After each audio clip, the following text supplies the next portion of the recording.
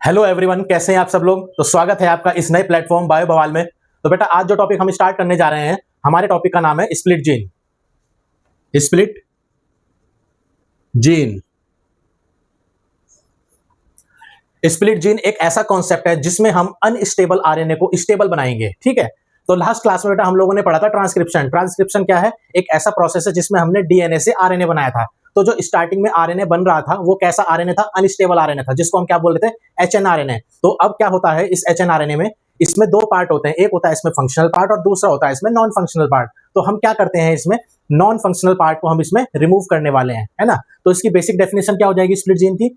Removal of non functional part from unstable RNA to make mature या फिर fully matured mRNA. Okay, तो इसको हम इस तरीके से इसकी बेसिक डेफिनेशन लिख सकते हैं। Process of removal of non functional part from hnRNA to make mRNA. तो हमने अभी क्या बोला? अनस्टेबल आरएनए को स्टेबल बनाया जाता है। तो अनस्टेबल आरएनए हमारा कौन सा है? एचएनआरएनए। ये क्या है हमारा? Unstable RNA. और हमारा स्टेबल आरएनए कौन है यहाँ पे? एमआरएनए। तो ये कौन है हमारा? स्टेबल आरएनए, है ना। अब देखिए यहाँ पे हमने देखने वाले हैं यहाँ पे नॉन फंक्शनल पार्ट। तो नॉन फंक्शनल पार्ट को हम क्या बोलते हैं यहाँ पे? इंट्रॉन, है ना। तो इसका मतलब जो हमारा स्टेबल आरएनए होगा उसके अंदर कौन से पार्ट होंगे? सारे के सारे फंक्शनल पार्ट होते हैं। और फंक्शनल पार्ट को हम क्या बोल रहे हैं यहाँ पे? एक्सॉन। क्या बोल रहे हैं हम यहाँ पे? एक्सॉन। Contain only exon. ठीक है। तो अब देखिए हम इसका बेसिक प्रोसेस देखने वाले हैं दोनों सेल में, प्रोकैरियोटिक एंड यूकैरियोटिक। तो चलिए इनके बेसिक डायग्राम को हम समझने की कोशिश करते हैं यहाँ पे। तो सबसे पहले हम यहाँ पे देखने जा रहे हैं प्रोकैरियोटिक का, प्रोकैरियोटिक सेल का। हम इनका बेसिक डायग्राम समझने वाले हैं ताकि हमें ये आइडिया हो जाए कि स्प्लिट जीन का कॉन्सेप्ट कौन से सेल में होता है और कौन से सेल में नहीं होता है। ठीक है। तो ये है हमारा basic diagram of prokaryotic cell. ठीक है। और ये जो मैं रेड कलर से बना रहा हूं ये है हमारा जेनेटिक मटेरियल। ये है हमारा क्या यहाँ पे? Genetic material. अब होता क्या है, जब आरएनए बनेगा तो इस डीएनए से यहाँ पे कुछ एंजाइम्स आके बाइंड करेंगे और वो एंजाइम की प्रेजेंस में क्या होता है यहाँ पे? इस तरीके से आरएनए बनेगा, जिसको हम बोल रहे हैं यहाँ पे एमआरएनए। ठीक है। अब इसी एमआरएनए पे क्या होता है यहाँ पे? राइबोसोम की सब यूनिट्स आएंगी और वो इस तरीके से आके ऐसे करके ज्वाइन हो जाएंगे। और जब ये ज्वाइन हो जाती है तो उसके बाद अल्टीमेटली यहाँ पे इस तरीके से ऐसे प्रोटीन की सिंथेसिस हमें यहाँ पे देखने को मिलती है ना। तो ये सारा का सारा प्रोसेस कहाँ पे चलता है हमारा? साइटोप्लाज्म में। क्योंकि आपको पता है कि जो प्रोकैरियोटिक सेल का जेनेटिक मटेरियल है वो कहाँ पे सस्पेंडेड होता है? हमारा साइटोप्लाज्म में सस्पेंडेड होता है। तो हम यहाँ पे इस डायग्राम में क्या देख रहे हैं? जैसे ही हमारे जेनेटिक मटेरियल ने आरएनए बनाया, ठीक है, उसी टाइम साइमल्टेनियसली यहाँ पे राइबोसोम की सब यूनिट आके जुड़ेंगी और वो प्रोटीन की सिंथेसिस स्टार्ट कर देती है। तो क्या हमने इस कॉन्सेप्ट के अंदर कोई भी स्प्लिट जीन का कॉन्सेप्ट देखा? तो नहीं देखा है। तो most of the prokaryotic genes जो होते हैं वो कैसे होते हैं यहाँ पे? हमारे नॉन स्प्लिट जीन। तो हम यहाँ पे लिख सकते हैं मोस्ट ऑफ प्रोकैरियोटिक जीन्स कैसे होते हैं यहाँ पे? हमारे नॉन स्प्लिट होते हैं, नॉन स्प्लिट जीन्स। लेकिन आपको पता है कि भाई कुछ एक्सेप्शन तो होगा ही होगा। तो यहाँ पे एक एक्सेप्शन है यहाँ पे आर्कीबैक्टीरिया। आर्कीबैक्टीरिया क्या है? सबसे एंशिएंट और सबसे प्रिमिटिव बैक्टीरिया है। और इस आर्कीबैक्टीरिया के अंदर स्प्लिट जीन का कॉन्सेप्ट देखा गया था। तो अगर आपसे क्वेश्चन पूछ लिया जाए क्या इस दुनिया के सारे प्रोकैरियोटिक्स के अंदर स्प्लिट जीन अब्सेंट होता है, तो ऐसा नहीं है। आर्कीबैक्टीरिया के अंदर ये कॉन्सेप्ट देखा गया था। ठीक है। लेकिन most of the prokaryotic gene के अंदर स्प्लिट जीन का कॉन्सेप्ट अब्सेंट होता है, क्योंकि उसके जीन कैसे होते हैं यहाँ पे? नॉन स्प्लिट नेचर के होते हैं यहाँ पे। तो चलिए अब हम नेक्स्ट डायग्राम को समझने की कोशिश करते हैं। तो हमारा नेक्स्ट डायग्राम है यहाँ पे यूकैरियोटिक सेल। यूकैरियोटिक सेल, ये है हमारा यूकैरियोटिक सेल।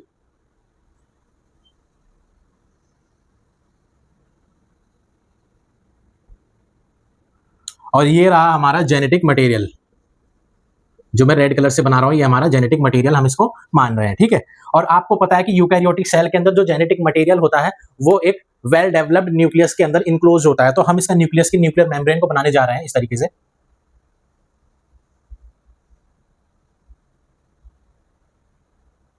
ये है हमारा न्यूक्लियर मेम्ब्रेन जो मैं ब्लू कलर से लाइन बना रहा हूं, और इनके बीच में कुछ गैप है यहाँ पे जिसको हम बोलते हैं ये न्यूक्लियर पोर।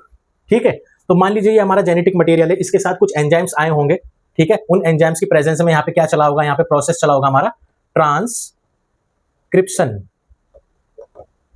कौन सा प्रोसेस चला है हमारा यहाँ पे, ट्रांसक्रिप्शन। तो ट्रांसक्रिप्शन से अब हम यहाँ पे क्या देखने वाले हैं, आरएनए की फॉर्मेशन देखने वाले हैं। लेकिन यहाँ पे क्या होता है, कुछ इस तरीके का आरएनए बनता है यहाँ पे। ये देखो आपको दिख रहा होगा, कहीं कहीं पे ब्लैक है और कहीं कहीं पे यहाँ पे रेड है। तो इस टाइप के आरएनए को हम बोलते हैं यहाँ पे एचएनआरएनए। इस टाइप के आरएनए को हम क्या बोलेंगे यहाँ पे, एचएनआरएनए। और एचएनआरएनए कैसा होता है, एक तरीके का यहाँ पे देख रहे हैं आप, अनस्टेबल आरएनए होता है। तो अब इस अनस्टेबल आरएनए को जो है एमआरएनए में कन्वर्ट करना है, यानी कि अनस्टेबल आरएनए को अब स्टेबल आरएनए बनाना है यहाँ पे। ठीक है, यानी कि अनस्टेबल आरएनए में से हमें इंट्रोन यानी कि नॉन फंक्शनल पार्ट को हमें रिमूव करना है। तो अब इसके अंदर हमें दो पार्ट दिखाई दे रहे हैं। तो एक है ये हमारा ब्लैक वाला यहाँ पे जिसको हम बोल रहे हैं एक्सॉन, और ये जो रेड वाला है इसको हमने बोला यहाँ पे इंट्रोन।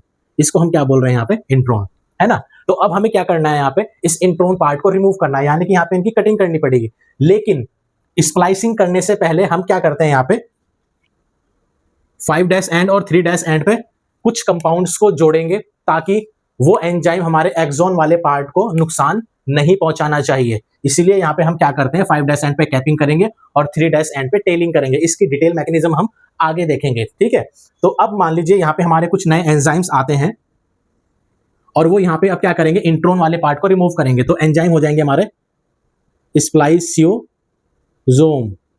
ठीक है, स्प्लाइसियोसोम प्रोसेस का नाम हो जाएगा स्प्लाइसिंग। तो इसमें कुछ एंजाइम्स आते हैं, वो क्या करेंगे, इंट्रोन पार्ट्स को रिमूव करने में मदद करते हैं। तो उसके बाद हमें यहाँ पे कुछ इस तरीके का पार्ट हमें ऐसे देखने को मिलता है, यानी कि हमें यहाँ पे सिर्फ और सिर्फ अब हमें यहाँ पे एक्सॉन देखने को मिलेगा। अब यहाँ पे हमारे कुछ इन फ्रेगमेंट्स को जोड़ने के लिए फिर से हमारे कुछ नए एंजाइम्स आते हैं जिसको हम बोलते हैं यहाँ पे डीएनए लाइगेज। डीएनए लाइगेज जब आएगा एंजाइम यहाँ पे, तो इन फ्रेगमेंट्स को ये इस तरीके से ऐसे करके जोड़ देगा। तो अब इस तरीके का जो आरएनए है उसको बोलेंगे हम एमआरएनए। ठीक है, अब ये एमआरएनए क्या होगा, यहाँ पे न्यूक्लियर पोर से क्रॉस करके यहाँ पे साइटोप्लाज्म के अंदर आता है।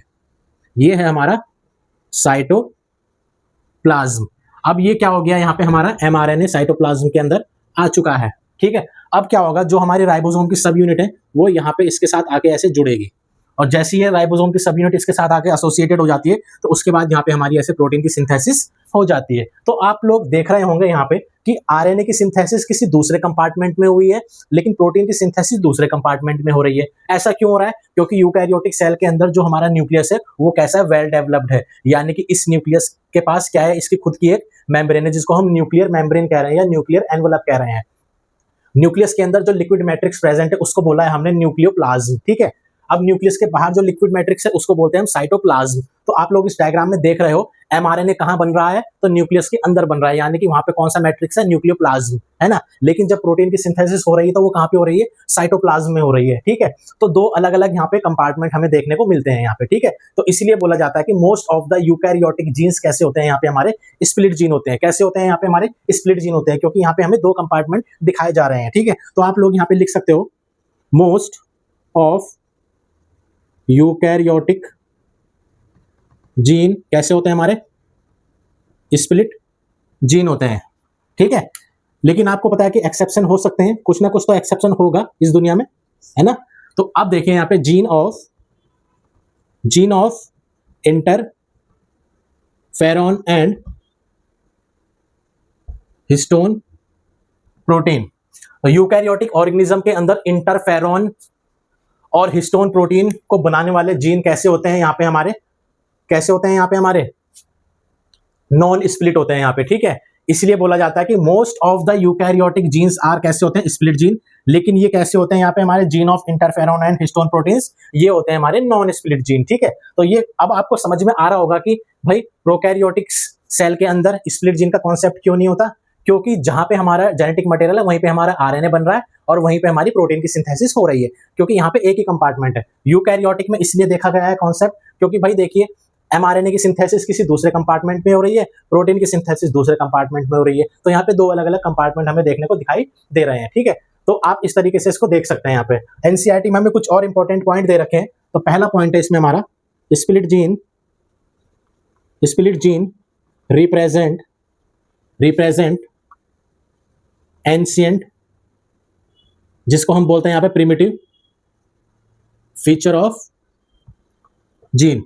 इस लाइन का मतलब ये है कि ये जो स्प्लिट जीन का कॉन्सेप्ट है ये हमें क्या रिप्रेजेंट कर रहा है, ancient primitive feature of gene. Gene का एक बहुत ही एंशियंट और प्रिमिटिव बहुत पुराना फीचर को ये क्या कर रहा है, रिप्रेजेंट कर रहा है। क्योंकि आपको पता है कि सबसे पुराना ऑर्गेनिज्म कौन है हमारी अर्थ का, वो है आर्कीबैक्टीरिया। और आर्कीबैक्टीरिया का एक तरीके का प्रोकैरियोट्स है जिसके अंदर स्प्लिट जीन का कॉन्सेप्ट देखा गया था। ठीक है, दूसरा स्प्लाइसिंग।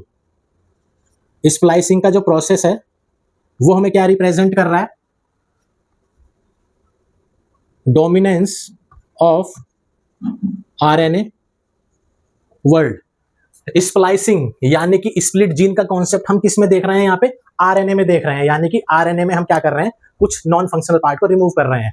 तो ये हमें क्या रिप्रेजेंट करता है, डोमिनेंस ऑफ आरएनए वर्ल्ड। इसका मतलब ये है कि जब भी ऑर्गेनिज्म रहा होगा तो उसकी बॉडी में सबसे पहले जेनेटिक मटेरियल आरएनए रहा होगा, क्योंकि ये हमें स्प्लिट जीन का कॉन्सेप्ट को रिप्रेजेंट कर रहा है यहाँ पे हमें। ठीक है, तो इसलिए बोला जाता है स्प्लाइसिंग का जो प्रोसेस है वो डोमिनेंस ऑफ आरएनए वर्ल्ड को क्या करता है, रिप्रेजेंट कर रहा है। ठीक है, उसके बाद यहाँ पे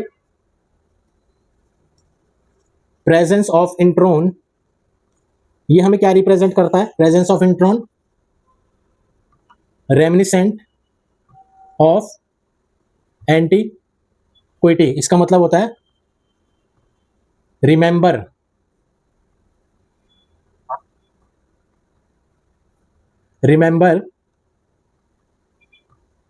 of past. Presence of intron ये हमें क्या याद दिलाता है, पुराने दिनों की याद दिलाता है। पुराने दिनों में कौन सा ऑर्गेनिज्म था, आर्कीबैक्टीरिया। और आर्कीबैक्टीरिया के अंदर स्प्लिट जीन का कॉन्सेप्ट देखा गया था। तो इसलिए बोला जाता है यहाँ पे कि प्रेजेंस ऑफ इंट्रॉन हमें क्या बता रहा है, रेमिनिसेंट ऑफ एंटीक्विटी। ठीक है, इसका मतलब होता है रिमेंबर ऑफ पास्ट, हमें बीते दिनों की याद दिलाता है, पुराने जमाने की याद दिलाता है। और पुराने जमाने में सबसे पहले आर्कीबैक्टीरिया था जिसकी बॉडी के अंदर स्प्लिट जीन का कॉन्सेप्ट देखा गया था। तो ये एक बेसिक इंट्रोडक्शन है हमारा स्प्लिट जीन से रिलेटेड जो आपको याद रखना है। तो चलिए हमारा नेक्स्ट पॉइंट है mechanism of split gene. Mechanism of split gene. तो ये है हमारा एचएनआरएनए जिसके अंदर हम दो पार्ट बना रहे हैं यहाँ पे, रेड और ब्लैक से। ये जो ब्लैक वाला पार्ट है ये है हमारा एक्सॉन, और ये जो रेड वाला पार्ट है ये है हमारा इंट्रॉन। एक्सॉन क्या है यहाँ पे, हमारा फंक्शनल पार्ट है, और इंट्रॉन क्या है हमारा यहाँ पे, नॉन फंक्शनल पार्ट। ठीक है, ये है हमारी 5' एंड और ये है हमारी 3' एंड। ठीक है, तो अब यहाँ पे होता क्या है, बेसिकली स्प्लाइसिंग से पहले कुछ बेसिक प्रोसेस होता है यहाँ पे इस तरीके से, 5' एंड और 3' एंड। ये है हमारा इंट्रॉन का पार्ट, मैं बना रहा हूँ रेड कलर से। अब देखिए होता क्या है, स्प्लाइसिंग से पहले क्या होता है, यहाँ पे 5' एंड पे क्या होता है, यहाँ पे 7 मिथाइल ग्वानोसिन आके ऐसे जुड़ जाता है। इस प्रोसेस को बोलते हैं हम कैपिंग करना।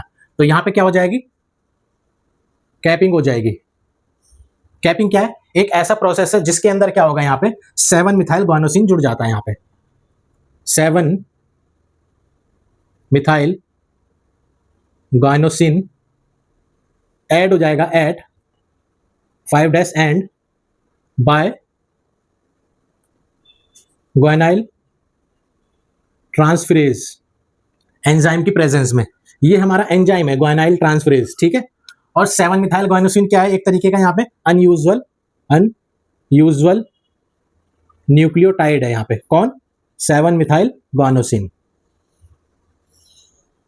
ठीक है, तो 5' एंड पे क्या हुआ है, 7 मिथाइल ग्वानोसिन ऐड हो गया है यहाँ पे, जिस प्रोसेस को हम बोल रहे हैं यहाँ पे कैपिंग करना। ठीक है, अब देखिए 3' एंड पे क्या होगा, बहुत सारे एडिनाइलेट के रेसिड्यू, यहाँ पे एडेनिन के मॉलिक्यूल यहाँ पे इस तरीके से ऐसे जुड़ जाएंगे ऐसे करके। यहाँ पे इस प्रोसेस को बोलते हैं हम यहाँ पे टेलिंग करना।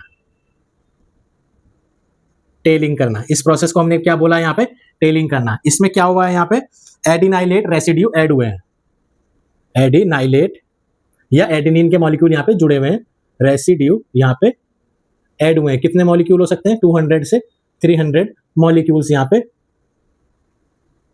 ऐड हुए हैं यहाँ पे एट 3' एंड। ठीक है, by poly A polymerase enzyme की प्रेजेंस में, by poly A polymerase enzyme की प्रेजेंस में। पॉली ए पॉलीमरेज क्या है यहाँ पे हमारा एंजाइम है, ठीक है। और ये जो एडेनिन के मॉलिक्यूल है ये क्या हुए हैं, ऐड हुए हैं, ये ऐड हुए हैं यहाँ पे मॉलिक्यूल यहाँ पे क्या हुए हैं, ऐड हुए हैं, ठीक है। टेम्पलेट इंडिपेंडेंट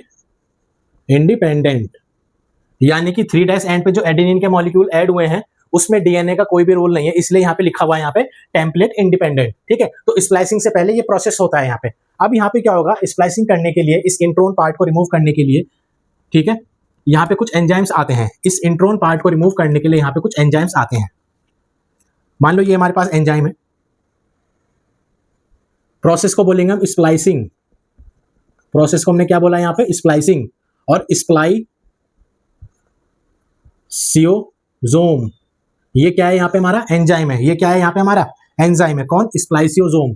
कौन से एंजाइम है यहाँ पे हमारे SNRNA स्मॉल न्यूक्लियर RNA, ठीक है, SNRNP small nuclear ribonucleoproteins and some other proteins, ठीक है। तो ये है हमारे पास कुछ एंजाइम्स। अब ये एंजाइम क्या करेंगे, यहाँ पे इंट्रोन पार्ट को रिमूव करते हैं, ठीक है। अब देखिए हमने कैपिंग और टेलिंग इसलिए करी है क्योंकि ये एंजाइम क्या करते हैं, यहां से और यहां से एक्सोन पार्ट को भी ये कट करना शुरू कर देते हैं, तो हमारा फंक्शनल पार्ट खराब नहीं होना चाहिए, इसलिए हम क्या करते हैं 5' एंड और 3' एंड पे कैपिंग और टेलिंग कर लेते हैं रेस्पेक्टिवली, ठीक है। जब तक ये एंजाइम यहां इसको कट करेगा तब तक तो ये इंट्रोन को कट कर चुका होगा, और ये एंजाइम इस 5' एंड को रिकॉग्नाइज नहीं कर पाएगा क्योंकि यहाँ पे 7 मिथाइल गुआनोसिन ऐड हो गया है यहाँ पे, ठीक है। तो अब ये एंजाइम आएंगे और ये यहाँ पे क्या करेंगे, इस तरीके से यहाँ पे इसको ऐसे करके कट करना शुरू कर देंगे, यहाँ पे इस तरीके से कट करना इसको शुरू कर देंगे। तो इसके बाद अब यहाँ पे क्या होगा, कुछ इस तरीके से ऐसे हमें यहाँ पे देखने को मिलता है यहाँ पे,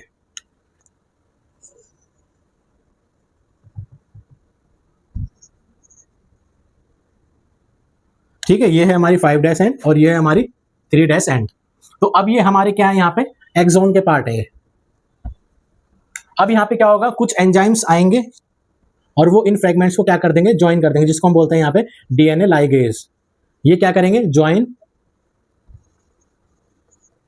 फ्रेगमेंट्स, ये फ्रेगमेंट्स को क्या कर देंगे, ज्वाइन कर देंगे। तो ये कुछ इस तरीके का हो जाएगा ऐसे करके 5' एंड और 3' एंड। तो अब इस वाले आरएनए को हम क्या बोलते हैं यहाँ पे mRNA, इसको हम क्या बोलेंगे यहाँ पे mRNA, जिसको हम क्या बोलते हैं यहाँ पे फुली मैच्योर RNA, या फिर हम इसको क्या बोलेंगे स्टेबल RNA, ठीक है। अब आपको पता है कि इस mRNA में कंटेन ओनली एक्सोन, ठीक है, इंट्रोन यहां पे क्या है एब्सेंट है। तो आपसे एग्जाम में पूछा जाता है स्प्लाइसिंग के बाद जो हमारा स्टेबल आरएनए बना है या एमआरएनए बना है या हमारा फुली मैच्योर आरएनए बना है, तो उसके अंदर कौन सा पार्ट प्रेजेंट होता है, तो ओनली एक्सोन, क्योंकि इंट्रोन को हमने रिमूव कर दिया है, इसलिए एमआरएनए के अंदर या फुली मैच्योर्ड आरएनए के अंदर या स्टेबल आरएनए के अंदर इंट्रोन नहीं होगा, इंट्रोन एब्सेंट रहेगा, ठीक है। तो फुली मैच्योर्ड आरएनए के अंदर सिर्फ और सिर्फ एक्सोन होता है। तो ये इसका एक बेसिक मैकेनिज्म था जो आपको समझना है, ठीक है, और ये बहुत इंपॉर्टेंट है हमारे एग्जाम पॉइंट ऑफ व्यू से। तो हम यहाँ पे देख रहे हैं कि भाई मैकेनिज्म ऑफ स्प्लिट जीन में हमने क्या देखा है, नॉन फंक्शनल पार्ट को हमने इसमें रिमूव कर दिया है। तो आप इसको इस तरीके से देख सकते हैं यहाँ पे। तो चलिए हमारा नया टॉपिक है यहाँ पे genetic code. Genetic code, genetic code एक ऐसा कॉन्सेप्ट है जिसमें हम अमीनो एसिड के सीक्वेंस को डिटरमाइन करते हैं ड्यूरिंग प्रोटीन सिंथेसिस। तो जेनेटिक कोड एक ऐसा प्रोसेस है जिसमें हम डिटरमाइन करते हैं, determine sequence of amino acid during protein synthesis, ठीक है। तो ये जो टर्म है हमारी जेनेटिक कोड टर्म, ये जो टर्म है हमारी जेनेटिक कोड, ये किसने दिए हमें, गैमो साइंटिस्ट ने, गैमो साइंटिस्ट ने हमें यहां पे दिए। और ये इसको डिस्कवर करने वाले थे, डिस्कवर्ड बाय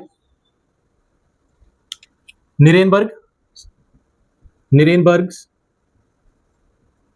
मैथाई एंड खोराना।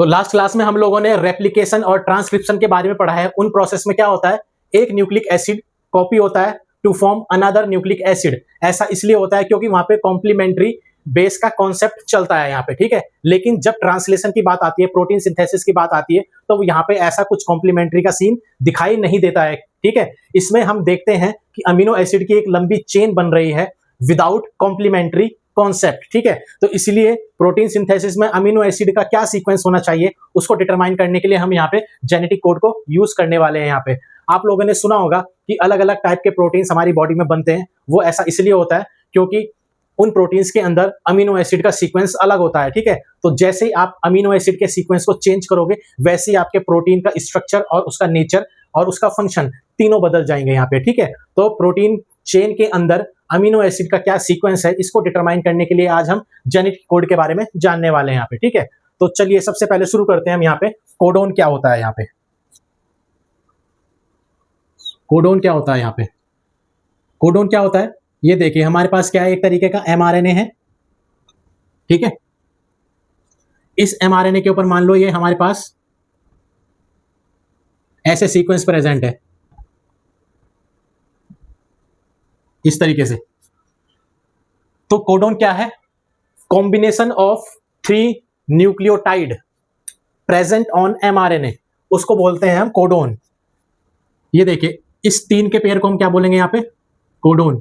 इस 3 के पेयर को हम क्या बोलेंगे यहाँ पे, कोडोन। इस 3 के पेयर को हम क्या बोलेंगे यहाँ पे, कोडोन। इस 3 के पेयर को हम क्या बोलेंगे यहाँ पे, कोडोन। तो कोडोन क्या है यहाँ पे, सीक्वेंस ऑफ न्यूक्लियोटाइड।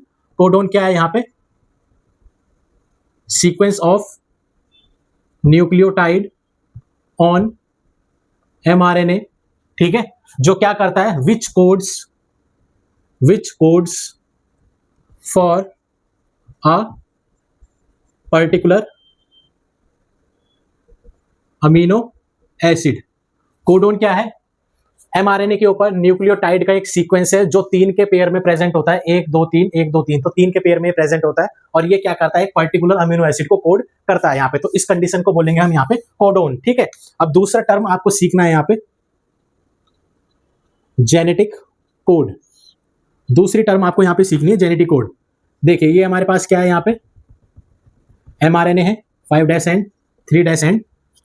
चलिए इसके ऊपर भी हम सेम सीक्वेंस बना लेते हैं इस तरीके से, AUG CCC AAA UUU, ठीक है, CCC, इस तरीके से। तो सेम वही, ये 3 का पेयर कोडोन, ये 3 का पेयर कोडोन, ये 3 का पेयर कोडोन, ये 3 का पेयर कोडोन, ये 3 का पेयर कोडोन, ठीक है। अगर ये सारे के सारे कोडोन अमीनो एसिड की एक पॉलीपेप्टाइड चेन को कोड कर लेते हैं, तो इस कंडीशन में हम इस टर्म को बोलेंगे यहाँ पे जेनेटिक कोड, ठीक है। तो जेनेटिक कोड हम क्या बोल सकते हैं यहाँ पे, सीक्वेंस ऑफ न्यूक्लियोटाइड, ठीक है, on mRNA which codes for whole polypeptide chain. यानी कि अमीनो एसिड की चेन को कोड करने वाली कंडीशन को बोलेंगे हम जेनेटिक कोड, ठीक है। तो ये इसकी कुछ बेसिक टर्म एंड टर्मिनोलॉजी थी जो आपको याद रखनी है। अब यहाँ पे हमें 2 टर्म और सीखनी है। एक होती है यहाँ पे हमारी मोनोसिस्ट्रोनिक, ठीक है, और दूसरी होती है हमारी यहाँ पे पॉलीसिस्ट्रोनिक कंडीशन। तो मोनोसिस्ट्रोनिक जो है हमें मोस्टली यूकैरियोट्स में देखने को मिलती है, मोस्टली इन यूकैरियोट्स। यानी कि क्या है, ये हमारे पास एमआरएनए है, ठीक है। इस एमआरएनए पे हमारे ऐसे सीक्वेंस प्रेजेंट है इस तरीके से, ऐसे करके, ठीक है। मान लो ये AUG CCC AAA GGG UUU CCC इस तरीके से यहाँ पे प्रेजेंट है, ठीक है। अब मान लीजिए ये हमारे पास इसको कोड करता है, तो AUG कोड करेगा यहाँ पे अमीनो एसिड को जिसको बोलते हैं मिथियोनिन, CCC प्रोलिन को कोड करेगा, ठीक है। AAA लाइसिन को कोड करेगा, UUU इसको कोड करेगा, फिनाइल एलेनिन को कोड करेगा। तो अब अमीनो एसिड की हमें यहाँ पे एक चेन दिखाई दे रही है, ऐसे करके, ऐसे करके ये, ठीक है। तो अगर हमारा एमआरएनए एक पॉलीपेप्टाइड को कोड कर रहा है तो उस कंडीशन में बोलेंगे इसको मोनोसिस्टोनिक, ठीक है। Codes only 1 polypeptide chain. ठीक है, अब पॉलीसिस्टोनिक के लिए हम देखेंगे यहां पे मोस्टली इन प्रोकैरियोट्स। जैसे ये हमारे पास mRNA है 5' एंड से 3' एंड, जैसे मान लो ये यहाँ पे A U G C C C U U U A A A U A G A U G C C C U G A ऐसे करके। तो मान लेते हैं, देखिए प्रोकैरियोट्स है तो AUG कोड करेगा यहाँ पे N फॉर्माइल मिथ्योनिन को कोड करेगा, फिर ये कोड करेगा किसको, प्रोलिन को, ये कोड करेगा फिनाइल एलानिन को, और ये यहाँ पे ए कोड करेगा यहाँ पे लाइसिन को, और UAG क्या कर देगा, इसको स्टॉप कर देगा यहाँ पे चेन को। तो देखिए ये इस तरीके से हमें एक चेन दिखाई दे रही है यहाँ पे ऐसे करके। ठीक है, अब AUG क्या करेगा, इसको मिथ्योनिन को कोड करेगा, CCC प्रोलिन को कोड करेगा। ठीक है, UGA क्या कर देगा, चेन को स्टॉप कर देगा। तो अब यहाँ पे हमें इस तरीके से ऐसे प्रोसेस देखने को मिल रहा है यहाँ पे। तो देखिए आप यहाँ पे एक चेन ये देख रहे हैं, एक चेन ये देख रहे हैं, यानी कि पॉलीपेप्टाइड की एक से ज्यादा चेन को ये कोड करेगा तो इस कंडीशन में हो जाएगी पॉलीसिस्टोनिक यहाँ पे। तो यहाँ पे हम इसकी डेफिनेशन लिख सकते हैं कोड्स। ठीक है, codes more than 1 polypeptide chain. ठीक है, तो अब आपको समझ में आ रहा होगा मोनोसिस्टोनिक का मतलब क्या है, पॉलीसिस्टोनिक का मतलब क्या है। मोनोसिस्टोनिक मोस्टली इन यूकैरियोट्स में होते हैं और ये सिर्फ एक ही पॉलीपेप्टाइड चेन को कोड करते हैं एक टाइम पे। ठीक है, पॉलीसिस्टोनिक का मतलब ये होता है कि भाई एक ही mRNA जो है एक से ज्यादा पॉलीपेप्टाइड को एक साथ कोड कर सकता है। तो यहाँ पे लिखा है मोर देन 1 पॉलीपेप्टाइड चेन को ये क्या करता है, यहाँ पे कोड करता है। तो ये इसका बेसिक इंट्रोडक्शन था जेनेटिक कोड से रिलेटेड। तो चलिए अब हम इससे रिलेटेड कुछ एक्सपेरिमेंट्स हैं उनको समझने की हम कोशिश करते हैं। चलिए हमारा इसमें नया टॉपिक है इसके अंदर, experiment related to genetic code. Experiment related to genetic code. तो चलिए सबसे पहले हम अपना एक्सपेरिमेंट शुरू करने जा रहे हैं। तो सबसे पहले एक्सपेरिमेंट है हमारा गैमो का एक्सपेरिमेंट। गैमो एक्सपेरिमेंट। देखिए जो भी हमारे mRNA के ऊपर न्यूक्लियोटाइड के सीक्वेंस प्रेजेंट होते हैं उनको बोलते हैं हम कोडोन। और आपको पता है कि कोडोन जो होते हैं हमारे 3 न्यूक्लियोटाइड से मिलकर बने होते हैं, यानी कि एक कोडोन के अंदर हमारे कितने न्यूक्लियोटाइड होते हैं, तो 3 होते हैं, यानी कि ये ट्रिपलेट नेचर का होता है यहाँ पे, है ना। तो इसको सबसे पहले प्रूफ करने वाले साइंटिस्ट थे हमारे गैमो। तो इन्होंने क्या बोला था, कोडोन इज ट्रिपलेट। ठीक है, जेनेटिक कोड से रिलेटेड एक्सपेरिमेंट परफॉर्म करने के लिए यहाँ पे बहुत सारे साइंटिस्ट थे, जैसे फिजिक्स के साइंटिस्ट थे, ऑर्गेनिक केमिस्ट्री के साइंटिस्ट थे, ठीक है, बायोकेमिस्ट्री के साइंटिस्ट थे, जेनेटिक्स के साइंटिस्ट थे।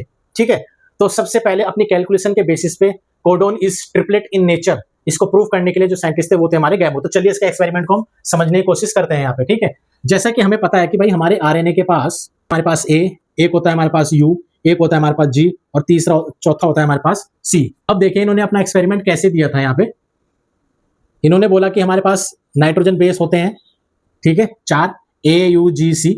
ठीक है, फिर इन्होंने क्या बोला यहाँ पे कि हमारी बॉडी में जो होते हैं टोटल अमीनो एसिड वो कितने होते हैं, 20 होते हैं। 20 अमीनो एसिड हमारी बॉडी के अंदर होते हैं। ठीक है, उसके बाद यहाँ पे इन्होंने लिया था कोडेड अमीनो एसिड, और यहां पे इन्होंने लिया था रिमेनिंग अमीनो एसिड। ठीक है, तो देखिए इन्होंने ये बोला कि हमारी बॉडी के अंदर 20 अमीनो एसिड है। अगर एक न्यूक्लियोटाइड एक अमीनो एसिड को कोड करेगा तो हमारे पास क्या हो जाएगा, 4 अमीनो एसिड कोड हो जाएंगे, लेकिन हमारे पास 16 बच जाएंगे। 16 अमीनो एसिड को हम कोड नहीं कर पाएंगे। कब, जब हम यहाँ पे 4 की पावर 1 लेंगे, यानी कि यहाँ पे हम 4 हमारे पास कोडोन होंगे। यानी कि हमने क्या बोला है कि एक नाइट्रोजन बेस जो है या एक न्यूक्लियोटाइड जो है यहाँ पे एक कोडोन की तरह जब फंक्शन करेगा तो वो सिर्फ 4 ही अमीनो एसिड को कोड कर पाएगा, यानी कि अगर हम सिंगलेट का कॉन्सेप्ट यहाँ पे लेते हैं तो। फिर उन्होंने बोला कि अगर हम 2 न्यूक्लियोटाइड को डबलेट की फॉर्म में ले लें तब क्या होगा, तो तब क्या होगा यहाँ पे 4 की पावर 2, तब क्या हो जाएगा 16। ठीक है, तो 16 अमीनो एसिड को कोड कर लेंगे और यहाँ पे 4 अमीनो एसिड बच जाएंगे यहाँ पे हमारे पास, ठीक है। तो अब यहाँ पे उन्होंने बोला ट्रिपलेट को लिया जाए कंडीशन, 4 की पावर 3 कितना हो गया यहाँ पे 64। तो इन्होंने देखा कि भाई कोडोन तो बहुत सारे हो जाएंगे, अब यहाँ पे क्या है 20 अमीनो एसिड को कोड कर लिया जाएगा और 0 यहाँ पे रिमेनिंग रहेगा। फिर यहाँ पे उन्होंने बोला अगर टेट्रा प्लेट भी हम लेते हैं तो 4 की पावर 4 लेना पड़ेगा, ये हो जाएगा 256। तो ये यहाँ पे 20 अमीनो एसिड को कोड कर लेंगे और यहाँ पे 0 बचेगा, तो तब हम इनको आसानी से कोड कर सकते हैं। लेकिन दूसरे साइंटिस्ट ने पूछा कि भाई ट्रिपलेट के अंदर तो आप कोड कर पा रहे हो, लेकिन टेट्रा प्लेट के अंदर भी आपने कोड कर लिया है यहाँ पे, तो आप ऐसे कैसे बोल सकते हैं कि भाई जो हमारे कोडोन होते हैं वो ट्रिपलेट होते हैं, टेट्रा प्लेट भी हो सकते हैं, पेंटा प्लेट भी हो सकते हैं यहाँ पे, ठीक है। तो इसका रीजन वो नहीं दे पाए थे यहाँ पे कि कोडोन हमारे ट्रिपलेट होते हैं, बस इन्होंने परमुटेशन एंड कॉम्बिनेशन मेथड से अपनी कैलकुलेशन के बेसिस पे बता दिया था कि हाँ भाई जो हमारे कोडोन होते हैं वो ट्रिपलेट नेचर के होते हैं, लेकिन वो एक्सपेरिमेंटली इसको प्रूफ नहीं कर पाए। इन्होंने बस कैलकुलेशन के बेसिस पे यहाँ पे बताया था कि भाई ऐसा होता है। तो इसको एक्सपेरिमेंटली प्रूफ करने के लिए जो हमारे अगले साइंटिस्ट हैं उनका नाम है मार्शल, निरेनबर्ग एंड मैथाई। तो चलिए हम उनका एक्सपेरिमेंट समझने की कोशिश करते हैं यहाँ पे। तो हमारा नेक्स्ट एक्सपेरिमेंट है इसमें Marshall, Nirenberg and Matthaei. Martial,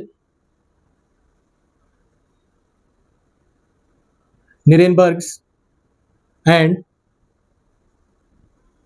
मैथाई experiment. इन्होंने क्या किया था यहाँ पे, सेल फ्री सिस्टम लिया इन्होंने, यहाँ पे सेल फ्री सिस्टम इन्होंने यहाँ पे लिया और उसके अंदर इन्होंने क्या किया यहाँ पे आरएनए की सिंथेसिस करी यहाँ पे, ठीक है, विदाउट डीएनए, ठीक है। या फिर हम इसको बोल सकते हैं टेम्पलेट इंडिपेंडेंट मेथड। डीएनए की टेम्पलेट के बिना, विदाउट डीएनए, हमने यहां पे क्या किया था, सेल फ्री सिस्टम के अंदर आरएनए की सिंथेसिस करा दी थी with the help of enzyme, with the help of enzyme, with the help of enzyme. Enzyme का नाम है यहां पे शिवेरो ओका एंजाइम, शिवेरो ओका एंजाइम, ठीक है। इसको बोलते हैं यहां पे poly nucleotide phosphorylase, polynucleotide phosphorylase. तो इन्होंने ये एक्सपेरिमेंट कैसे किया होगा, तो चलिए हम इसको समझने की कोशिश करते हैं। यहाँ पे इन्होंने क्या किया था, टेस्ट ट्यूब ली इन्होंने, यहाँ पे इस टेस्ट ट्यूब में इन्होंने क्या किया, यहाँ पे एंजाइम को डाला, और एंजाइम कौन सा था हमारा, शिवेरो का एंजाइम, यानी कि पॉलीन्यूक्लियोटाइड फॉस्फोराइलेज। ये एंजाइम क्या करता था, ये एंजाइम क्या करता था, मैं यहाँ पे लिख देता हूं। ये एंजाइम क्या करेगा, यहाँ पे फॉर्म आरएनए विदाउट डीएनए, बिना डीएनए की मदद से ये क्या कर देता है, यहाँ पे आरएनए बना देता है। तो मान लो यहाँ पे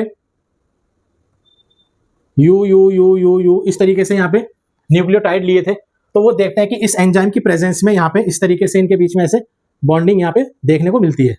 तो वो देखते हैं यहाँ पे कि भाई इस टेस्ट ट्यूब के अंदर जो है हमें 2 मॉलिक्यूल दिखाई देते हैं अमीनो एसिड के, और वो कौन से थे यहाँ पे हमारे, फिनाइल एलानिन, फिनाइल एलानिन। तो वो देखते हैं कि भाई हमने यहाँ पे 6 मॉलिक्यूल डाले हैं न्यूक्लियोटाइड के, लेकिन हमें अमीनो एसिड मिलते हैं 2, तो 6 divided by 2 is equal to 3। तो इससे हमें ये समझ में आ रहा है कि भाई एक अमीनो एसिड को बनने के लिए यहाँ पे हमारे कितने न्यूक्लियोटाइड रहे होंगे, 3 रहे होंगे, यानी कि एक कोडोन में 3 न्यूक्लियोटाइड रहे होंगे। लेकिन इसी को कंफर्म करने के लिए उन्होंने अदर टेस्ट ट्यूब ली, और दूसरी टेस्ट ट्यूब में इन्होंने डाला यहाँ पे फिर से एंजाइम, और इस बार उन्होंने डाला यहाँ पे दूसरा वाला न्यूक्लियोटाइड। तो वो देखते हैं कि इस एंजाइम की प्रेजेंस में यहाँ पे इनके बीच में ऐसे बॉन्डिंग हो जाती है यहाँ पे, और वो देखते हैं कि यहाँ पे हमें जो है 2 मॉलिक्यूल मिले हैं यहाँ पे, किसके, प्रोलीन के।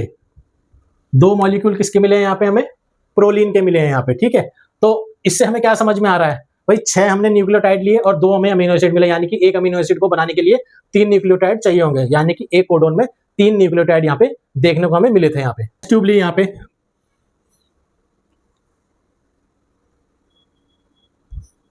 फिर से उन्होंने एंजाइम डाला, इस बार उन्होंने लिया यहाँ पे adenine adenine adenine adenine adenine adenine adenine, इस तरीके से यहाँ पे इन्होंने लिए।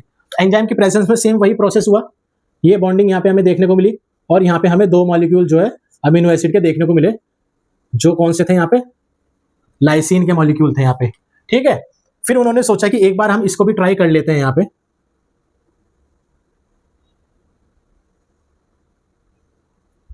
एंजाइम डाला, जी जी जी जी जी जी इन्होंने यहाँ पे डाला, तो वो देखते हैं यहाँ पे, क्या देखते हैं यहाँ पे, no proper bonding between nucleotide इन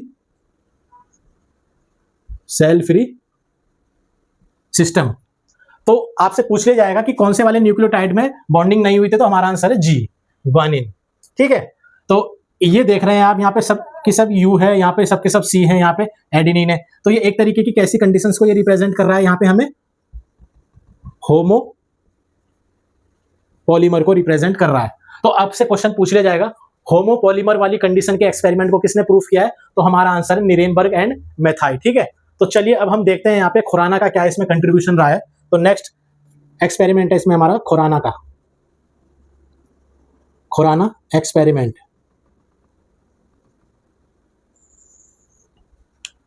इन्होंने क्या किया था, इंस्ट्रूमेंट डेवलप किया था, ठीक है, अपने एक्सपेरिमेंट को परफॉर्म करने के लिए। तो इंस्ट्रूमेंटल, INSTRUEMENT, इंस्ट्रूमेंटल मेथड, ठीक है, जो कि क्या कर रहा है, सिंथेसाइजिंग RNA विदाउट DNA, ठीक है। तो खुराना साहब ने देखो होमोपॉलीमर तो कर ही पा रहे थे, यहाँ पे होमोपॉलीमर तो ये यहाँ पे कर पाए थे, साथ ही यहाँ पे हेटेरो पॉलीमर को भी इन्होंने यहाँ पे प्रूफ करके दिखा दिया था यहाँ पे। तो देखिए यहाँ पे इन्होंने क्या किया था, एक टेस्ट ट्यूब ली, इस टेस्ट ट्यूब में इन्होंने वही सेम एंजाइम डाला, शिवेरो का एंजाइम, और इन्होंने यहाँ पे क्या डाला, इस बार 2 अलग अलग न्यूक्लियोटाइड डाले, UGU GU तो वो यहाँ पे देखते हैं इस एंजाइम की प्रेजेंस में यहाँ पे ऐसे बॉन्डिंग बन जाती है। साथ ही साथ वो देखते हैं यहाँ पे कि हमें जो है भाई 2 अलग अलग टाइप के अमीनो एसिड देखने को मिलते हैं यहाँ पे। पहला अमीनो एसिड तो यहाँ पे था सिस्टीन और दूसरा था यहाँ पे वैलिन। तो इससे हमें ये समझ में आ रहा है कि भाई एक अमीनो एसिड को बनाने के लिए 3 न्यूक्लियोटाइड का रोल है, यानी कि एक कोडोन में 3 न्यूक्लियोटाइड यहाँ पे प्रेजेंट होते हैं। तो ये एक्सपेरिमेंटली यहाँ पे प्रूफ किया गया था यहाँ पे, ठीक है। अगर आपसे पूछ लिया जाए कि भाई निरेनबर्ग एंड मेथाई ने क्या प्रूफ किया था, तो होमोपॉलीमर कंडीशन प्रूफ करी थी, लेकिन होमोपॉलीमर के साथ साथ हेटेरोपॉलीमर किसने प्रूफ किया था, तो हमारा आंसर है खुराना। तो ये इसका कुछ एक बेसिक एक्सपेरिमेंट था जेनेटिक कोड से रिलेटेड, जो आपको याद करना है। तो हमारा नया टॉपिक है इसके अंदर, characteristics of genetic code. Characteristics of genetic code. तो सबसे पहली कैरेक्टरिस्टिक प्रॉपर्टी है हमारी इसके अंदर, triplet in nature. Triplet in nature यानी कि जो भी हमारा कोडोन है, उसमें क्या होता है, हमारे पास 3 एडजेसेंट न्यूक्लियोटाइड होते हैं प्रेजेंट, जो कि कोड करेंगे, code for particular amino acid को ये कोड करने वाले हैं यहाँ पे, ठीक है। जैसे हम एग्जांपल समझने की कोशिश करते हैं यहाँ पे कि हमारे mRNA में मान लेते हैं अगर 90 न्यूक्लियोटाइड हैं, तो हमें यहाँ पे निकालना है नंबर ऑफ कोडोन कितने होंगे और कोडेड अमीनो एसिड कितने होंगे यहाँ पे, ठीक है। तो देखिए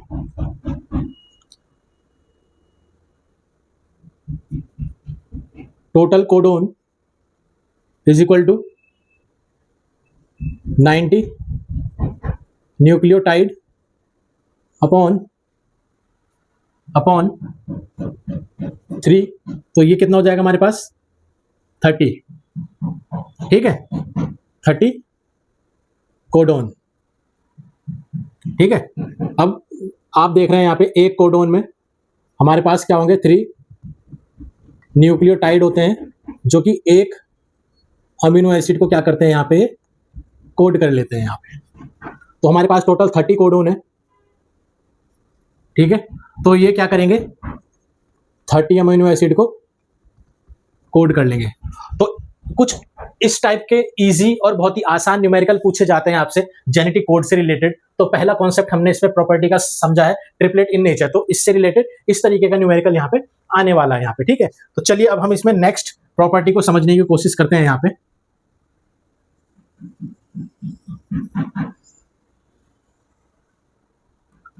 तो दूसरी प्रॉपर्टी है हमारी यहाँ पे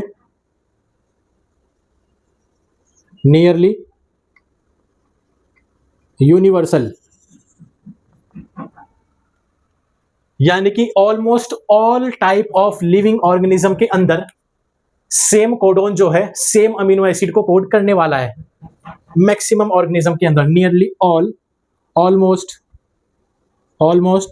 ऑल लिविंग ऑर्गेनिज्म की बॉडी के अंदर जो कोडोन है वो क्या करेगा, कोड करेगा, कोड सेम अमीनो एसिड, ठीक है। जैसे हम एग्जांपल समझने की कोशिश करते हैं यहाँ पे यू ये किसको कोड करने वाला है, फिनाइल एलानिन को। ऑर्गेनिज्म कौन हो जाएगा इसके अंदर,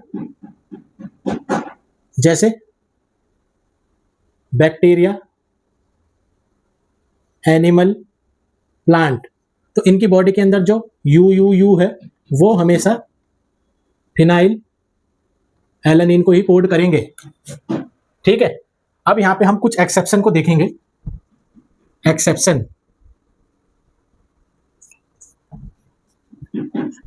यूजीए क्या है, एक तरीके का स्टॉप कोडोन है, स्टॉप कोडोन। और ये क्या कर देता है, स्टॉप चेन ऑफ पॉलीपेप्टाइड, ठीक है। लेकिन जैसे हमारे पास ऑर्गेनिज्म है माइटोकॉन्ड्रियल कोडोन या फिर कुछ सम प्रोटोजोअन्स, ठीक है। अगर हम माइटोकॉन्ड्रियल कोडोन की बात करते हैं यहाँ पे, माइटोकॉन्ड्रियल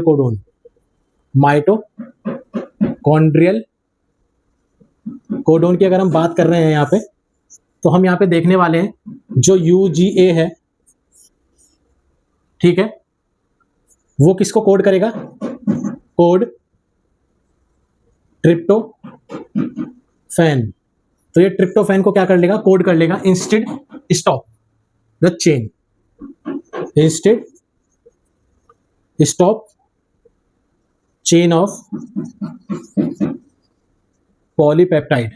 तो अब आपको समझ में आ रहा होगा कि दुनिया के अंदर कुछ ऑर्गेनिजम्स ऐसे भी होते हैं जिनके अंदर जो कोडोन होते हैं वो किसी दूसरे अमीनो एसिड को भी कोड कर लेते हैं। जैसे कि यूजीए बेसिकली क्या करता है, पॉलीपेप्टाइड की चेन को स्टॉप कर देता है, लेकिन माइटोकॉन्ड्रियल कोडोन के अंदर ये जो यूजीए होता है ये चेन को स्टॉप नहीं करता है। ये किसको कोड कर लेगा, यहाँ पे ट्रिप्टोफैन को कोड कर लेता है यहाँ पे। तो ये दो प्रॉपर्टी हमने यहाँ पे सीखी है, ट्रिपलेट इन नेचर एंड दूसरा है हमारा नियरली यूनिवर्सल। तो चलिए हमारी नेक्स्ट प्रॉपर्टी है इसमें नॉन ओवरलैपिंग। नॉन ओवरलैपिंग, इसमें जो हमारा नाइट्रोजन बेस है वो क्या, is a constituent of only one codon. इसका क्या मतलब है, देखिए ये हमारे पास mRNA है, जैसे मान लो इसके ऊपर ये सीक्वेंस प्रेजेंट है AUG CCC UUU AAA GGG UGA, इस तरीके से यहाँ पे ऐसे सीक्वेंस प्रेजेंट है यहाँ पे, ठीक है। तो जब हम इसको कंडीशन को लिखने जाएंगे यहाँ पे कोडोन की टर्म में, तो नॉर्मल कंडीशन में हम यहाँ पे क्या लिखने वाले हैं, 3-3 के पेयर में लिखेंगे हम यहाँ पे। तो क्या लिखेंगे हम यहाँ पे AUG AUG, उसके बाद CCC, उसके बाद UUU, उसके बाद AAA, उसके बाद GGG, उसके बाद UGA। तो ये हमने नॉर्मल कंडीशन में लिखा है। लेकिन अगर हम ओवरलैप लिखने जाएं यहाँ पे, ओवरलैप, अगर हम ओवरलैपिंग की कंडीशन लिखने जाएं तो सबसे पहले हम नॉर्मल लिखने वाले हैं, AUG, CCC, UUU, AAA, GGG, UGA। ठीक है, अब हमें यहाँ पे ओवरलैपिंग की लिखने हैं यहाँ पे। ठीक है, तो ओवरलैपिंग में अब हम यहाँ पे कैसे लिखने वाले हैं, देखो ए को हम यहाँ पे नेगलेक्ट कर देंगे तो कंडीशन क्या हो जाएगी हमारे पास, UGC, UGC, UGC, CCU, CCU, UUA, UUA, AAG, AAG। ठीक है, GGU, GGU। अब हम यहाँ पे U को भी अगर हम नेगलेक्ट कर देते हैं तो हमारे पास बन जाएगा GCC, GCC। ठीक है, GCC बन जाएगा यहाँ पे हमारा CUU। ठीक है, उसके बाद बन जाएगा UAA, UAA। ठीक है, UAA, AGG, AGG, GUG, GUG। इस तरीके से हमारे यहाँ पे बन जाएंगे। तो ओवरलैपिंग में हम क्या देख रहे हैं यहाँ पे, UG यहाँ पे भी है, यहाँ पे भी है। ठीक है, UUU है, यहाँ पे भी UU है। ठीक है, यहाँ पे GG है, यहाँ पे भी GG है। ठीक है, यहाँ पे CC है, यहाँ पे भी CC है। यहाँ पे AA है, यहाँ पे भी AA है। तो ओवरलैपिंग में हमने क्या देखा है यहाँ पे कि भाई कुछ हमारे नाइट्रोजन बेस जो है पेयर में रिपीट हो रहे हैं। यहाँ पे देखो इस तरीके से रिपीटिशन यहाँ पे हमें शो कर रहा है। तो जब भी हम अपने कोडोन को लिखने जाएंगे तो हम कभी भी किसी भी नाइट्रोजन बेस को अपनी तरफ से नहीं छोड़ेंगे। हमें कोई भी नाइट्रोजन बेस नहीं छोड़ना है। ठीक है, तो एक के बाद इमीडिएटली दूसरे को फॉलो करना है हमें यहाँ पे। तो इस तरीके से हमें नॉर्मल कंडीशन में लिखा जाएगा। अगर आपसे पूछ लिया जाएगा कि इस सीक्वेंस का हमें ओवरलैपिंग लिख के बताओ, तो हमारे आंसर में नॉर्मल भी काउंट होगा और ये ओवरलैपिंग भी काउंट होगा। तो आपको इस तरीके से सॉल्व करने हैं। आपसे पूछे जाएंगे कि भाई इस सीक्वेंस में टोटल कितने कोडोन बने हैं अकॉर्डिंग टू ओवरलैपिंग कॉन्सेप्ट। तो हमारा आंसर है 1 2 3 4 5 6 7 8 9 10 11 12 13 14 15 16। तो हमारा आंसर है 16 कोडोन। ठीक है, तो चलिए अब हम इसमें नेक्स्ट प्रॉपर्टी को समझने की कोशिश करते हैं। यहाँ पे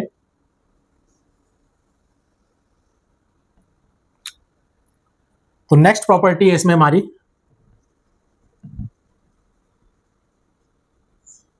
कॉमालेस। ठीक है, नेक्स्ट प्रॉपर्टी है इसमें हमारी कॉमालेस। जैसे मान लीजिए ये हमारे पास कोई सीक्वेंस है 5' and 3' and AUG, CCC, UUU। ठीक है, AAA। तो देखिए जब भी हम इसको रीड करने जाएंगे तो नॉर्मल कंडीशन में हम इसको कैसे लिखने वाले हैं। यहाँ पे नॉर्मल कंडीशन अगर देखो हम यहाँ पे कैसे लिखने वाले हैं,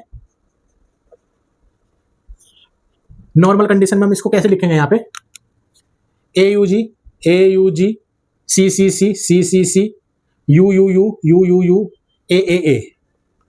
ये हमने यहाँ पे लिख दिया है। ठीक है, अब देखो ये फर्स्ट पोजीशन है, ये सेकंड पोजीशन, ये third position, fourth, fifth, sixth, 7, 8, 9, 10, 11, 12 इस तरीके से पोजीशन है इनकी, है ना। तो अब देखते हैं हम पहली कंडीशन। फोर्थ पोजीशन है भाई, जो हमारे पास C है दिया है, डिलीट कर दिया है। तो अब हम इसको कैसे लिखने वाले हैं यहाँ पे देखो, AUG। ठीक है, अब ये फोर्थ पोजीशन पे तो ये तो डिलीट हो गया। तो अब बचा हमारे पास CCU, CCU।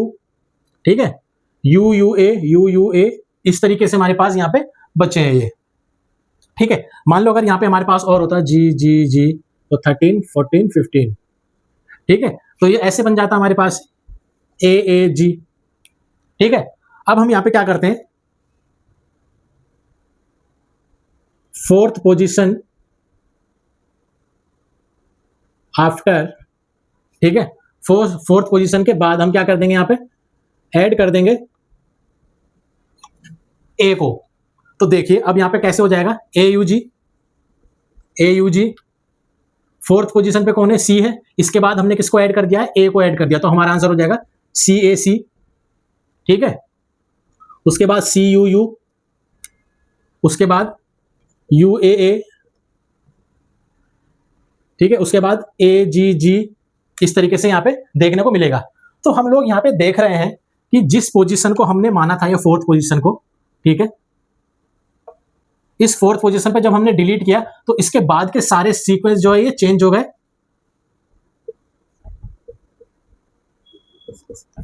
ठीक है, चाहे हमने फोर्थ पोजीशन के बाद किसी को ऐड किया है तब भी ये क्या हो जाते हैं, यहां पे सारे के सारे चेंज हो जाते हैं। तो इससे हमें क्या समझ में आ रहा है, जब भी हम कोडोन की स्टडी करेंगे तो हमें अपनी तरफ से कुछ भी ऐड नहीं करना है और हमें अपनी तरफ से कुछ भी डिलीट नहीं करना है। जिस पोजीशन पे ऐड होगा उसके बाद सब कुछ बदल जाएगा। जिस पोजीशन से कोई भी हमारा नाइट्रोजन बेस डिलीट होता है उस पोजीशन के बाद के सीक्वेंस सारे के सारे बदल जाएंगे। तो इस पे हम ये सब देखने वाले हैं। तो जब भी हम स्टडी करेंगे यहाँ पे, ठीक है, तो हमें क्या करना है, read each and every nitrogen base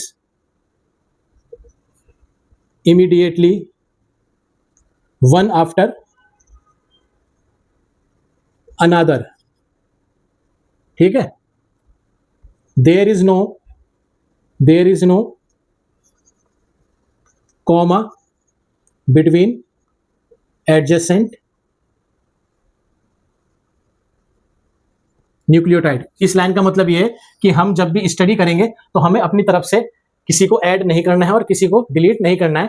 एक के बाद दूसरे को इमीडिएटली फॉलो करना है, स्टडी करना है, रीड करना है। ठीक है, तो इस तरीके से आपने दो प्रॉपर्टी को और समझा है यहाँ पे, नॉन ओवरलैपिंग और कॉमालेस। ठीक है, नॉन एम्बिगुअस, इसका मतलब यह है कि एक कोडोन सिर्फ एक ही अमीनो एसिड को कोड करेगा यहाँ पे। ठीक है, तो इसकी डेफिनेशन है यहाँ पे, one codon codes only one amino acid. जैसे एग्जांपल हम यहां पे देखेंगे, एग्जांपल है यहां पे हमारा यू, ये किसको कोड करेगा, फिनाइल एलानिन को कोड करेगा। ठीक है, जी ये किसको कोड करेगा, ग्लाइसिन को कोड करेगा। लेकिन एक्सेप्शन हमारे पास, एक्सेप्शन है हमारे पास GUG। ये GUG क्या करता है, ये कोड करेगा किसको, वैलिन को कोड करेगा और साथ ही साथ ये यहां पे मिथियोनिन को भी कोड करने वाला है। ठीक है, उसके बाद हमारे पास इसमें नेक्स्ट प्रॉपर्टी है यहां पे डीजेनरेसी। इसका मतलब है one amino acid is coded by more than one codon. ठीक है, जैसे एग्जांपल की हम बात करें यहां पे, फिनाइल एलानिन, ये जो अमीनो एसिड है ये दो कोडोन से कोड हो जाता है। एक तो ये कोड होगा यू से और दूसरा ये कोड होगा सी से। ऐसे बहुत सारे अमीनो एसिड है हमारे जो एक से ज्यादा कोडोन से यहाँ पे कोड हो जाते हैं यहाँ पे। ठीक है, अब देखिए यहाँ पे हमारे पास कुछ एक्सेप्शन है, जैसे ये जो हमारे पास मिथियोनिन है और ट्रिप्टोफैन है, ये दोनों के दोनों कोड ओनली वन कोडोन। ये सिर्फ और सिर्फ एक ही कोडोन से कोड होते हैं अमीनो एसिड्स। ठीक है, इस तरीके से हम यहाँ पे इनकी प्रॉपर्टी को देखने की कोशिश कर सकते हैं। नेक्स्ट प्रॉपर्टी है इसमें हमारी स्टॉप कोडोन। ये एक ऐसे कोडोन है, codon which stop polypeptide chain formation. जब भी अमीनो एसिड की चेन कोड हो रही होगी, अगर हमारे पास कुछ ऐसे स्पेसिफिक कोडोन आ जाते हैं तो ये पॉलीपेप्टाइड चेन जो है रुक जाती है। कौन कौन से वो स्पेसिफिक कोडोन है, पहला है हमारे पास UAA, दूसरा है UAG, तीसरा है UGA। ये तीनों के तीनों कैसे हैं, यहाँ पे हमारे स्टॉप कोडोन है। ये तीनों के तीनों कैसे हैं, हमारे पास स्टॉप कोडोन है ना। तो ये है हमारे पास कुछ इसकी basic properties. Non ambiguous, degeneracy and stop codon. ठीक है, तो अभी तक हमने इसमें बहुत सारी प्रॉपर्टी पढ़ी है, तो चलिए हम इसमें अपनी नेक्स्ट प्रॉपर्टी शुरू करने वाले हैं यहाँ पे, स्टार्टिंग कोडॉन। तो नेक्स्ट प्रॉपर्टी है इसमें हमारी स्टार्टिंग कोडॉन, या फिर हम इसको बोलते हैं इनिशिएशन कोडॉन। ठीक है, तो चलिए हम समझने की कोशिश करते हैं यहाँ पे पहले प्रोकैरियोट्स के अंदर, प्रोकैरियोट्स के अंदर। ठीक है, मान लेते हैं ये हमारे पास mRNA है, 5' एंड से 3' एंड, ये हमारे पास सीक्वेंस है AUG CCC UUU। ठीक है, GGG AUG CCC UGA, ये सीक्वेंस है इसके पास प्रोकैरियोट्स में। तो अब देखिए हमारे पास जो स्टार्टिंग कोडॉन और इनिशिएशन कोडॉन होता है वो होता है हमारे पास AUG। ये मैं आपको बेसिक बता देता हूँ। AUG के जो होते हैं यहाँ पे हमें डुअल फंक्शन देखने को मिलते हैं, डुअल फंक्शन हमें यहाँ पे देखने को मिलते हैं, यहाँ पे इसके डुअल फंक्शनल ये नेचर में होता है। ठीक है, कौन कौन से फंक्शन होते हैं इसके? पहला फंक्शन होता है इसका स्टार्टिंग कोडॉन, स्टार्टिंग कोडॉन, और दूसरा फंक्शन इसका होता है ये कोड करेगा किसको? मिथियोनिन को कोड यहाँ पे ये करने वाला है। ठीक है, तो प्रोकैरियोट्स में देखते हैं, तो सबसे पहले अगर AUG आता है तो ये कोड करेगा किसको? एन फॉर्माइल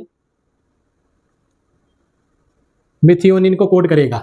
और अगर इसी चेन में जब तक स्टॉप कोडॉन नहीं आता तब तक ये चेन चलती रहेगी, और मान लो अगर AUG दोबारा आ जाता है तो ये कोड कर लेगा अब किसको? मिथियोनिन को कोड यहाँ पे ये करने वाला है। और ये जो हमारे पास UGA है ये चेन को क्या कर देगा? यहाँ पे स्टॉप कर देगा। ठीक है, तो चलिए अब हम यूकैरियोट्स में समझने की कोशिश करते हैं। यूकैरियोट्स, मान लो ये हमारे पास RNA है, 5' एंड से 3' एंड। ठीक है, वही सीक्वेंस हम यहाँ पे लिख रहे हैं AUG CCC UUU GGG AUG CCC UGA। आपको पता है कि भाई हमारे पास UGA कैसा है? स्टॉप कोडॉन है। ठीक है, अब अगर यूकैरियोट्स में अगर AUG पहले आता है तो ये कोड करेगा किसको? मिथियोनिन को कोड करेगा, और जब दोबारा आता है तो तब भी ये किसको कोड करेगा? यहाँ पे मिथियोनिन को कोड करने वाला है यहाँ पे। तो ये प्रोसेस को क्या कर रहा है? यहाँ पे स्टार्ट भी कर रहा है। यहाँ पे ये प्रोसेस को यहाँ पे क्या कर रहा है? स्टार्ट भी कर रहा है। तो आपसे सीधा सीधा क्वेश्चन पूछा जाएगा, AUG अगर पहली बार कोड कर रहा है प्रोकैरियोट्स में तो वो किसको कोड कर रहा है? तो हमारा आंसर है एन फॉर्माइल मिथियोनिन। यूकैरियोट्स में किसको कोड कर रहा है? मिथियोनिन को। अगर AUG स्टॉप कोडॉन से पहले अगर चेन में दोबारा आ जाए तो वो किसको कोड करेगा? तो हमारा आंसर है मिथियोनिन। एन फॉर्माइल को कोड नहीं करेगा क्योंकि एन फॉर्माइल को वो स्टार्टिंग में कर चुका है यहाँ पे। ठीक है, लेकिन यूकैरियोट्स में क्या है? पहले भी मिथियोनिन को कोड करेगा और लास्ट में मिथियोनिन को कोड करने वाला है यहाँ पे। ठीक है, तो आप इससे रिलेटेड कुछ इस पॉइंट्स को ऐसे याद कर सकते हैं। स्टार्टिंग कोडॉन और इनिशिएशन कोडॉन जो हमारा होता है वो होता है हमारा AUG, जिसके हम दो फंक्शन देख रहे हैं। एक फंक्शन तो देख रहे हैं हम इसका स्टार्टिंग कोडॉन कि भाई ये प्रोसेस को स्टार्ट करवा रहा है, और दूसरा साथ साथ ही अमीनो एसिड को कोड कर रहा है यहाँ पे। ठीक है, तो आपको इस तरीके से समझ में आ रही होंगी चीजें।